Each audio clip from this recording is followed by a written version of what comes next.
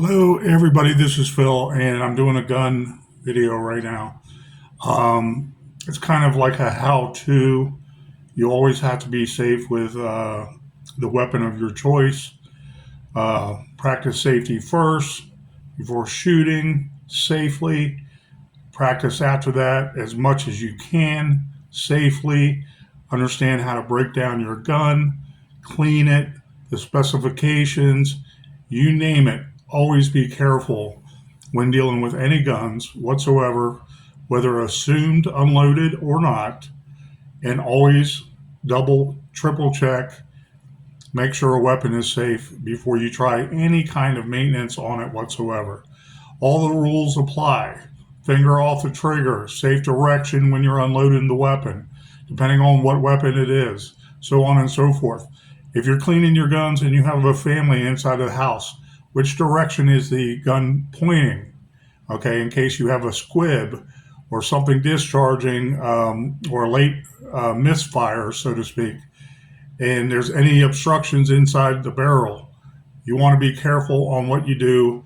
No body parts, no fingers, no part of any human being within the range of or the laser of that barrel itself. Okay, wherever it's pointing, it can kill. Finger off the trigger, safe as possible. So, anyways, this morning I cleaned out my truck gun and I fired similar light AR pistols before, like this.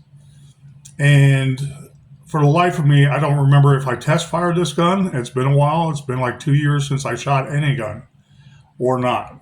Okay, I know I've test fired just about all my guns I've had come into my custody that I purchased. I want to be proficient in every gun that I have, and I have many. I love guns. I love the soul of each gun. I love why a gun is made, what's its intended purpose is. Are there more purposes for it? Okay. And though I don't have every day or all the time to donate to gun knowledge, I love learning about each individual gun and knowing what their capabilities are. Okay. You can use a little 22 short, even in self-defense if you had to.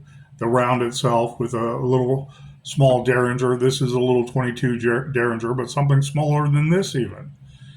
Possibly for self-defense. Would you use it to go hunting? No. Would you use it curioso to start conversations about handguns? Yes. I just saw a video a couple days ago on a little 22 short by North American Arms, like this. And it was a 22 short. And the gentleman I've seen before, I recognize his voice, but I haven't seen a video from him in a while, but it was a short. So it might have been from years ago.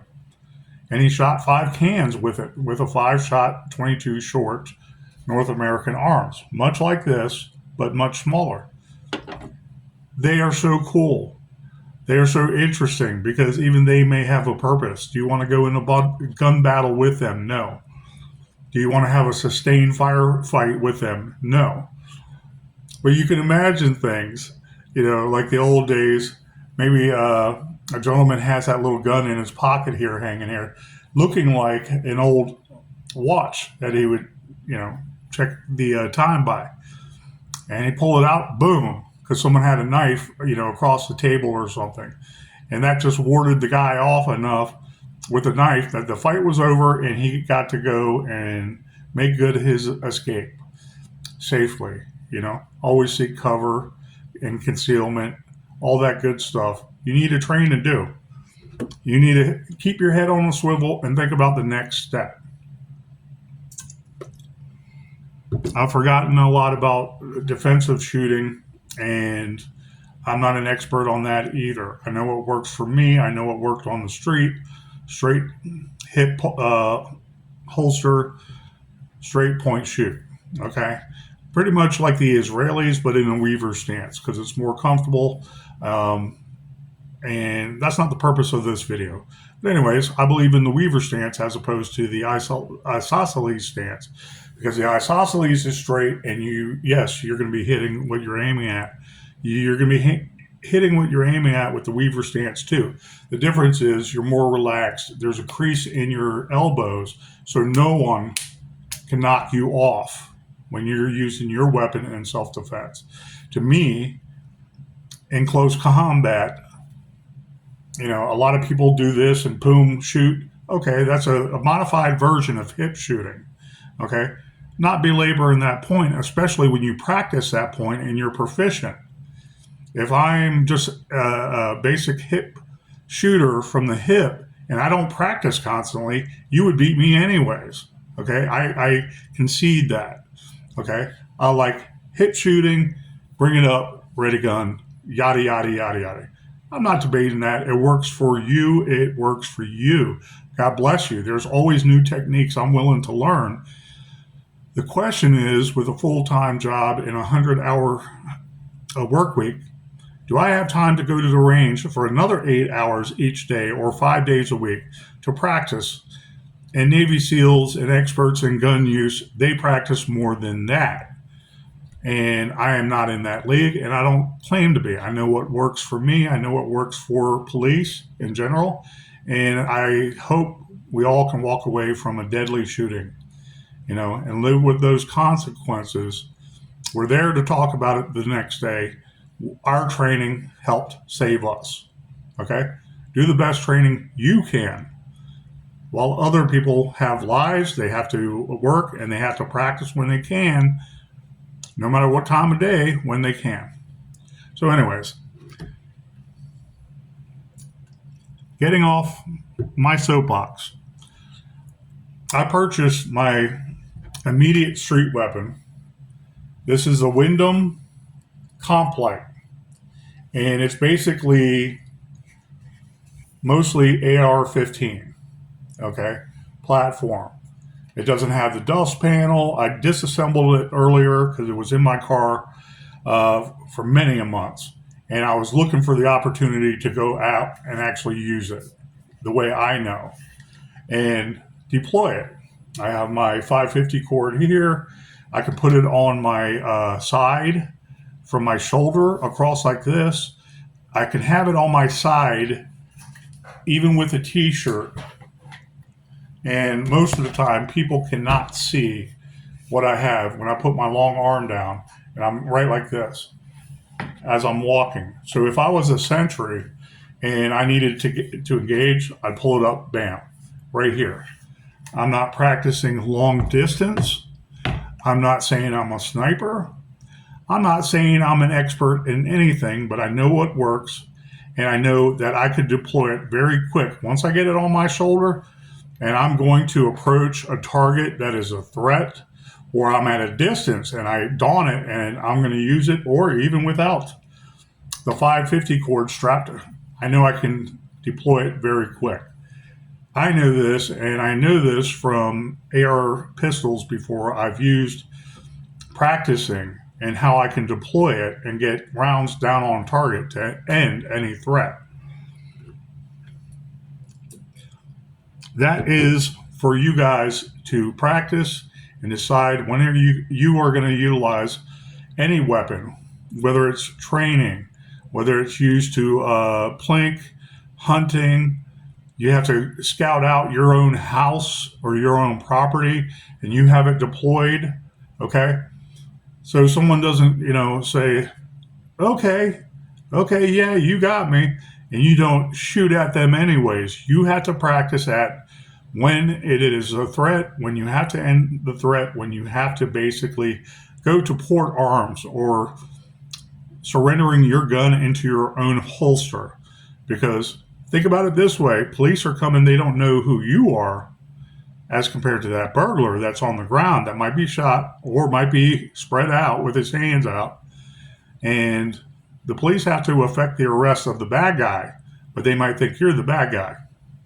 So you have to work on that and how to ready holster your weapon and put it down on the side, show all hands, the tentative hand signal. It could be a whole myriad of hand signals, It might be like this, cross hands. It might be like this, over your hand. It might be like this. You show your hands and don't move, okay? Because those police are going to be looking at you like, what the fuck just happened and why am I here? Because I'm going to kill you to walk away from here if I have to. You have to think like that, and you have to think like a cop. What are they going to expect? When you got someone, you utilize deadly force, and they're coming onto a chaotic scene in your house, at your chattels, in your driveway, on the roadway, walking, minding your own business, and you utilize your pistol in self-defense. Those are all things you have to work out in training. Whatever the saying was before, what you train is what you do, it's true. And sometimes you improvise, and sometimes you do things differently and fail at it. So, anyways, my immediate truck gun is this. I would take this over a Draco. I would take this for mere fire capacity. A 40-round magazine, that's 40 rounds of whoop ass immediately to get out of Dodge. I have 10 other magazines. I believe 3 of them are 40s total, and the rest are 30-round magazines. So if there was a sustained battle, I was hunkered down. It was definitely something going south with society. I don't know what's going on, but all of a sudden a bunch of marauders, a bunch of people I don't know are surrounding me wherever, and then it's a terrorist situation. I want to take out a couple just based on my training, and I hate terrorists. I hate terrorists worse than liars. I hate terrorists worse than politicians, and that's what I trained to do in my own way throughout my training. And I want to say training in college and training in the police academy and training since then. When I think of being out in the public and head on a swivel, I think of a terrorist attack right in front of me. I have no retreat.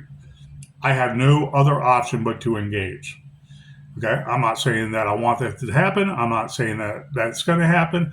I'm not saying that rules my life in terms of paranoia or live in a fantasy. That is not the case. Point is, I train to what I know I have seen before, like drive-bys right in front of me, shooting at a bunch of kids across the street, and how fast can I get that weapon on target? And am I safe while I'm shooting up to the car, seeking cover and concealment? And then everybody in the car is looking, they're all shot up, and they're looking all over the place. Like, where did those rounds come from? Yeah. It was that crazy white guy in the middle of an all-black neighborhood taking a U.S. attorney to a crime scene where I wrestled on another case, wrestled a gun out of a suspect's hand.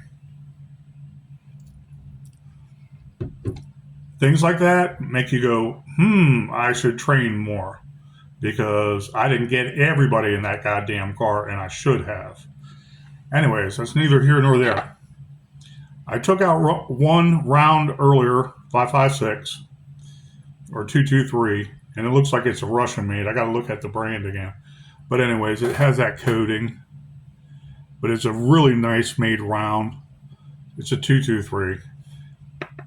And I know that from experience because they don't make 5.56 that much.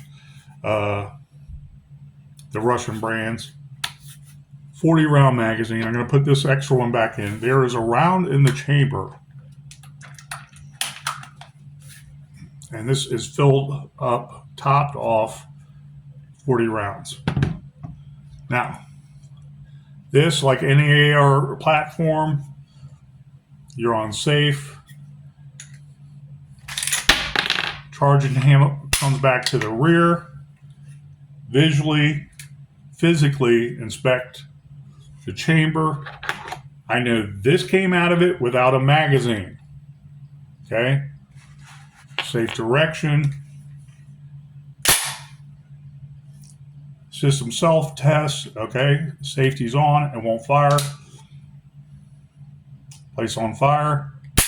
It should let the bolt go forward. Hold the stop down, pull the charging handle to the rear, visually inspect it again, nothing there. I can tell, and I sprayed a lot of WD-40 on this to loosen up some grime. And it's not that grimy, but it does have that darker texture to it, like they didn't clean it 100%. So I got everything out, and I sprayed it down, and I wiped it down a little, then I sprayed it some more. So it's functioning. That's all I have to do with the AR platform. If it takes any more cleaning than that after a good wipe down and a good brushing, then check your weapon. Maybe change to an easier weapon to maintain and function. Okay? I'm triple checking again just to make sure.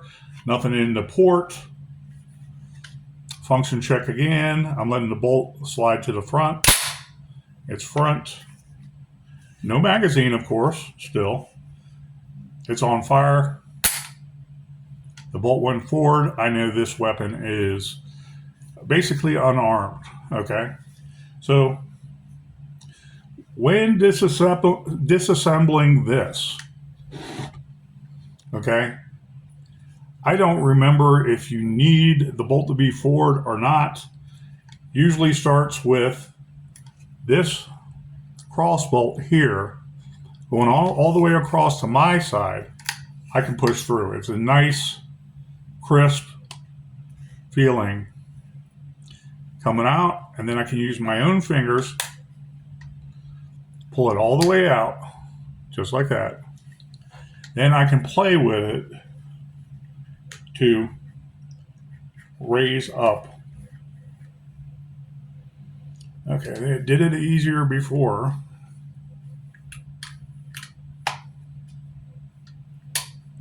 Bolt has to be down. I think what I did before was I hit the front one too. Usually supposed to pivot on this front bolt right here. You can push it out with a pen. Should be that easy. Now you have two bolts out. Okay? I'm trying to keep this weapon in a safe direction into the house more, not out there in the parking lot, what have you.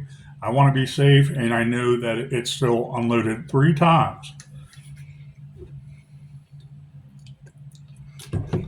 Then you work, when you disassemble and pull it out, you'll see this black tube here. That's part of the buffer, the old buffer tube system. And you want to pull it out nice and easy with the recoil spring. So you have a bottom, and you have the spring, comes right out. Very easy. It's like reverse engineering an AR-15 or M16 platform with the spring tube housing and everything, and its recoil spring. This is a smaller recoil spring, so you got to remember how you put it in. This came out like that from in here, okay? And then you pull out the charging handle a little bit, the bolt comes out just like that. The bolt has to be seated all the way forward. You clean it the way you see fit, put it back in. Pardon me. Make sure you have enough space. That is like that. And this is the tricky part. This is the point of the video.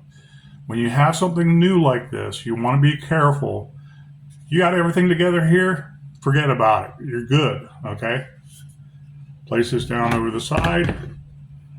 The issue is this whole apparatus has to go in the rear. You'll see a jutting male appendage right there in the middle. That goes down the length of the tube. Make sure recoil spring is on it like that. It's hanging loose. Then with this, it's part of the recoil spring assembly. I'm not sure what you call that. The buffer?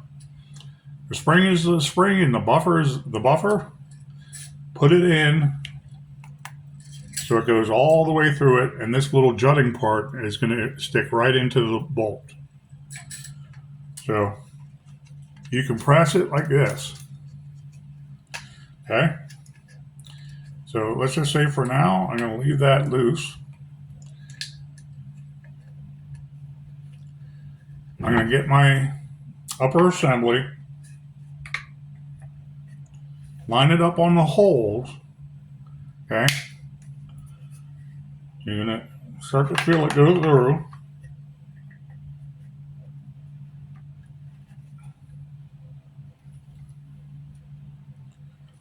And that one bolt is going to line up with all the other bolts. God willing. Pull it all the way out again.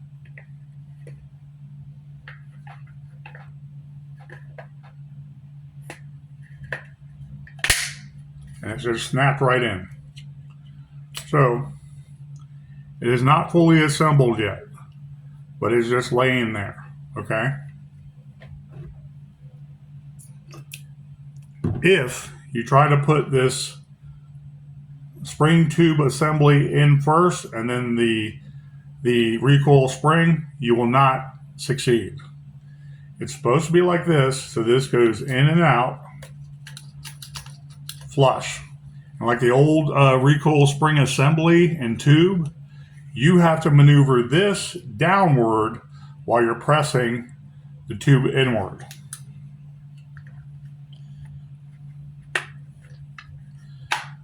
So it did it right on that time, and it just clicked in. That was perfect for me because it took me a while to reverse engineer everything. And then I realized, oh, you push the whole assembly in and then you press the receiver down flush with the extra cross bolt here, whatever you want to call it. Press down.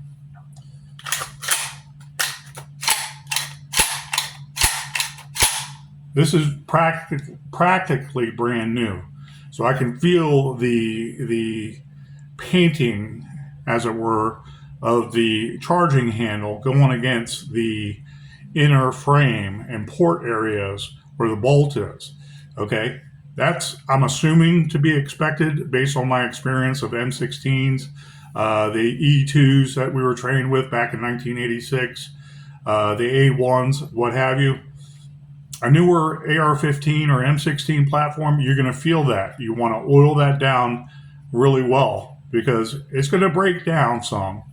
And the parts have to smooth out just by natural law so they function. But what happens is you need to clean it too because of all the grit, the soot, what have you, from the powder burns. Okay, the powder burning going out of the round going out and the casing shooting out the side, you're going to have a lot of expended soot, so to speak. That's going to corrode and foul. So, that being said, I have my one extra round here that I ejected earlier.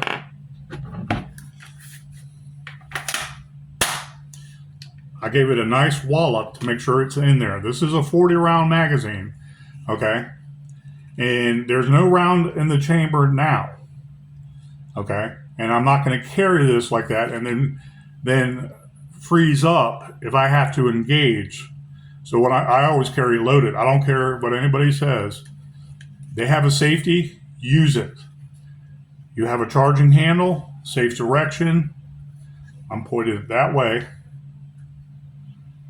Actually, a little bit to the rear of the building. Charging handle to the rear. Bam. Now I automatically go to safe. Okay? I am not pointing this weapon at anybody, and it is in a safe direction. So I'm going to eject the 40 round magazine, which is now 38, one in the chamber. The extra round goes in, or one more round goes right in, so I know that extra round went right into the chamber. I have this on the side. You can play with the bolt. You'll see the bolt come out. You can see that extra round in there. I touched nothing on the trigger. I just pulled the charging handle to the rear a little. The bolt will connect and attach to the bullet, or I'm sorry, the round, and you can see the casing of the round. And I put it nice and softly back. So safety is on. There you go. This is pretty much a Windham. It's like a Frankenstein of AR pistols, and it's very light. And trust me, you want something light when you go to battle. There's something to be said for the AK-47 round and the AK-74 round. Okay, very powerful. However, the ammunition to carry indefinitely would really exhaust troops. And that's why Stoner was beyond his time and thought. He wanted something, and the military wanted something light with a lot of firepower. And so it's a different concept altogether. You have a smaller round, and you have a smaller round going at faster velocities, which does its damage compared to and opposed to a larger round that doesn't have much aim after 250 to 300 yards, but when it hits you, it has more mass with a lot of speed still. I won't say the most speed like an AR pistol or I'm sorry, an AR-15 or an M16 round, a 5.56 round. Not that much speed, but it's enough to do a lot of damage, and of course it does. Both rounds are formidable for causing casualties and getting rid of that threat right away. Those are decisions you have to make if you're being a defender of your homestead. Can you reach out and touch someone 250 to 500 yards away because you have a back nine that you can drive your car to for a half an hour and then come back an hour later, just sightseeing your own property? If you got that, then you might want something like a 308, okay, or a very, very well-trained M16 or AR-15 platform that is tried and true. Windham makes great products. However, I have not delved into their long-range AR-15 platforms for 306 or what have you, more like I want to say a seated sniper-like situation scenario, so you can reach out and touch people closest or easily 700 yards. Okay, different concept, different mindset altogether. When I think of handguns for defensive use, I am thinking, okay, firepower, the amount. Okay, firepower, the distance. Okay, firepower, what it does at those distances when it strikes an enemy. Okay, or an animal, or what have you. Anything, even a target. Okay, you put something out there, some metal cans, steel cans, and you want to see what the AR-15 223 round does as compared to a 5.56 steel core. Okay, you have to figure out what you need. Okay, there's no set scientific limit to what you can't do with your weapon. Within reason, you don't want to blow your gun up, but you have to figure that out. You know, there's a mindset that if you are more humane with your weapons and you're not loading up constantly just looking for a fight, okay? When you do use self-defense, people are going to say, okay, you used 3 rounds here, but you were looking for a fight. You had all this ammo. You had the ability just to use enough force that it didn't look like you were trying to kill someone. So is it really self-defense? Of course it is. I know that. Most gun owners know that. However, the jury will be looking at it like you were looking for a fight. This guy is guilty. We need to set an example of this guy and give him whatever it is, involuntary manslaughter, voluntary manslaughter, negligent homicide, maybe even, God forbid, homicide 2, which is a step below homicide 1, malice aforethought. You thought it out. Homicide 2, or second degree homicide, is any other homicide they can't really say. Okay. And you'd be like, I did nothing wrong, so it's not involuntary or voluntary. It's not negligence. I meant to kill this person who was attacking me. I'm not trying to give legal advice, okay, but jurors and that mindset is prevalent all over. Okay, so I might be preaching to the choir. You have the ammo you feel comfortable with. Everything else is hindsight when you're allowed to walk away from a threat. You know, it could be a dog, it could be a very vicious coyote. Who knows? It could be a bear. You have to pop a couple AR rounds into them, and you didn't want to harm them anymore, but you had no choice because you couldn't go back, get your 44 Magnum or your 460 Smith and Wesson. You had an AR pistol with a lot of firepower just for those occurrences. You're out in the field, and then two or three people are like, "You're trespassing!" Boom, boom, boom, and you're like, "What? I'm not trespassing." You don't know. I don't know. So you have to determine what your level of skill is, your training, and go from there. But I'm of the mindset: be prepared for everything, have everything loaded, ready to go, and X-ray magazines always help. You know, we don't want to pick a fight. We don't want to start a fight. We don't want to look for a fight. We don't want to be the one instigating any kind of trouble. We want to be the ones that end the trouble, and we can articulate why we did what we did to survive because we felt our lives were in danger. This is common everyday stuff in everyday American jurisprudence because of common law. Okay? Someone has a knife, you have a knife, you're still going to get stabbed and possibly die. So, a common conception, okay, not misconception, a common conception that is tried and true in common law, and this is common knowledge. Someone has a knife, you have a gun. If they have a baseball bat, you have a gun. Okay, they have another gun, you have a gun. Whatever they have as a threat, you want something more to combat and end that threat. Okay, that's how police are trained. If someone has a bullwhip and he's running around acting crazy because he's on crystal meth or he's on PCP boat, okay, butt naked they used to call it. He's got a whip and he's going like this. Is he really hurting somebody? If everybody already spread out, police are there and they're like, man, I gotta lock you up because you're acting dumb. Do you understand what you're doing running around the streets naked with a whip, acting like you're whipping a horse or something? And he's like, woohoo, woohoo. Are you gonna use deadly force? If you're a regular citizen and you're kind of caught and he's getting crazy like that and you can't go anywhere and all you have is a weapon on you to defend yourself, that might be a cause for concern to utilize force. You need to. I'm not saying you should. I don't know. You need to make that decision. I am not giving legal advice here. I am saying how people train, okay? Because they also have to take in that law that everybody is supposed to know while they're not acting like police officers, mind you. Okay, impersonating police officers and acting like RoboCop. Oh, I got all this stuff, on me, and my handgun is ready to go. You don't want to act like that. We're not inviting trouble.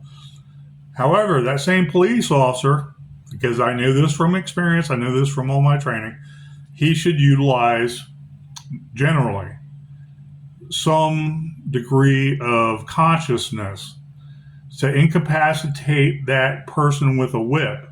When there's no other people being harmed, he has to be arrested and taken in for his own well-being. It happens all the time, okay, especially with mentally ill people. Instead of going directly to deadly force and he can make good his escape or hers, she has to think, what's the next best step? I can end this peacefully and respect sanctity of life. If he's running around crazy and you can't handcuff him because he's running around crazy, but he's not a harm to anybody else because everybody cleared out. What about mace? What about a taser? What about a nightstick getting close enough to him? You trip him up and you're wailing on him until he gets down, and then you can cuff him. You're going through a lot of exertion there, but that's better than popping him real quick just so it's all over with. Society would call that a homicide. possibly second-degree murder because you didn't utilize all the steps you were trained in as a police officer. Okay? The jury might look at you also as what steps did you take to minimize all death, even if you were being threatened. We don't know. We don't know what they're going to say. We don't know how they're going to react. But if we're showing that we're looking for a fight, then that's when it starts to look bad at gun owners. You have to do what you have to do. Hopefully be discreet.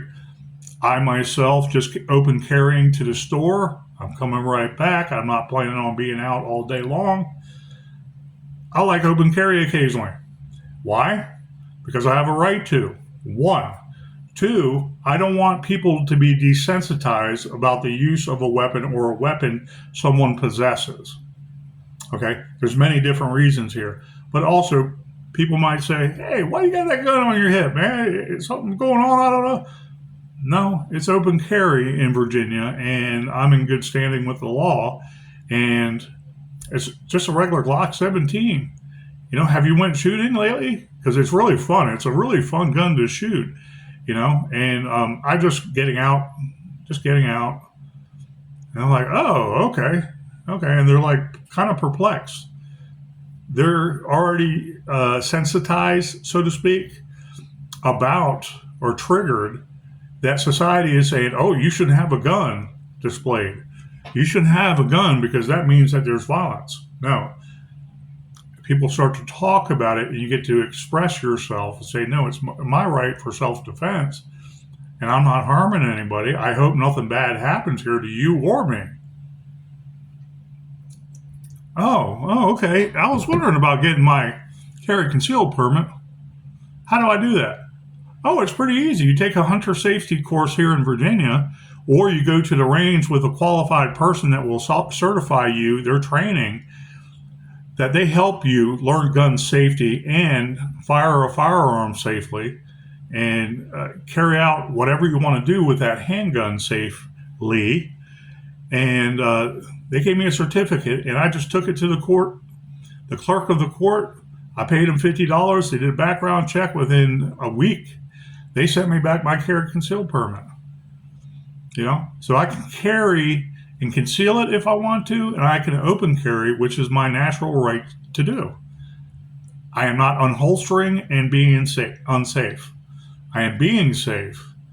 While I'm carrying my pistol, I have every right to carry. That's God's law. That's not really state's law, but the state's law is trying to remember that. We just need to remind them. Oh, okay, great. I'm going to try that because, I was thinking about where I'm at too. And I don't like living where I live because there's no police there. Bing! That's exactly what I think. There's not many police there. There's a lot of police there, whatever. I carry a gun because I don't want to have to rely on those police officers except to clean up. I don't want to sit there and wait 5 minutes while I'm being shot at or my home is being burglarized. Okay, I don't want to wait to defend myself and then lose my life or my family lose their lives because I wanted to call 911 first. I had to defend myself. Yeah, that's how I feel. Yeah, absolutely. You start the conversation, then guns are in the forefront in a positive way. Okay? Let's think about this in my lifetime. I'm not 60 years old yet. When I was born, there were still high schools and elementary schools, dare I say elementary schools, that taught gun safety because they were in a rural area or, let's say, suburbs back then weren't overdeveloped too much yet. And they show in the back, in the old days, the back of a pickup truck, they had like a shotgun or a 308, some kind of hunting rifle, okay, whatever it is, all right? And you'd have the good old boys, after school, they would go to a very safe location in the woods, and they would just go shooting. They would shoot it up at a very young age, and they would know safety because they were taught in elementary school basic safety with a .22 long rifle, okay? And they were taught safety about not pointing that barrel any direction where that bullet, like a laser, can harm someone or kill them. so on and so forth. I'm bloviating. However, they went from there to today, where anytime there's a gun scene, okay, and you're not a police officer, there's pause for concern. And sure, if that person has it in their hand, wielding it, that's different. That is now a threat. When we have our weapons safely secured in a holster, open carry, and we have head on a swivel, we know where we came from, we know where we're going, we're looking different directions, and not being paranoid about it. And we have our own wherewithal and knowledge of gun safety. Okay, that gun is not harming anybody in anybody's holster. It is there for protection to be unholstered if needed, and hopefully it's not. So, anyways, with Windham, they have a pretty good product. I know they have some long game going, and this is almost like a Frankenstein. It's on safe. It's pointed in a safe direction. Okay, I know this is how I carry it, loaded, very light.